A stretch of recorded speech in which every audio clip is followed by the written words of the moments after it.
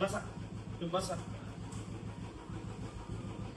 क्रांती ज्योती सावित्रीबाई फुले यांच्या जयंतीनिमित्त विनम्र अभिवादन. आजच्या कार्यक्रमाला गावचे आमदार साहेब तेजेश कृष्णा, ग्रामपंचायतीचे मेंबर गौरव, सरपंच, ग्रामसेवक यांना सर्वांना माझा नमस्कार. थोडक्यात त्यांची मी परिचय देत त्यांचा मी 3 जानेवारी 1831 रोजी सातारा जिल्ह्यातील नायगाव येथे त्यांचा जन्म झाला. त्यांच्या आईवडिलांचे नाव लक्ष्मीबाई खंडूजी नेवासे असे होते.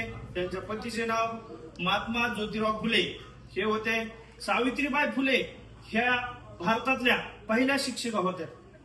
सावित्रीबाई फुले यांनी महाराष्ट्रामध्ये पुणे येथे पहिली शाळा स्थापन केली आणि सावित्रीबाई फुले मुलींसाठी कायमच्या म्हणजे आजपर्यंत मरेपर्यंत बी सावित्रीबाई फुले ह्या मुलींसाठी मरेपर्यंत लढत राहिल्या आणि शेवटी त्यांचं प्लेग या साथी नावाचा रोग आला आणि रुग्णांची संख्या वाढली. त्या रुग्णांच्या संख्यांमध्ये त्यांनी पेशंटची सेवा केली आणि पेशंटची सेवा करत असतानाच त्यांचा 1897 मध्ये निधन झाले त्यांचे. तर एवढे बोलून मी माझे 2 शब्द संपवतो. जय हिंद, जय महाराष्ट्र.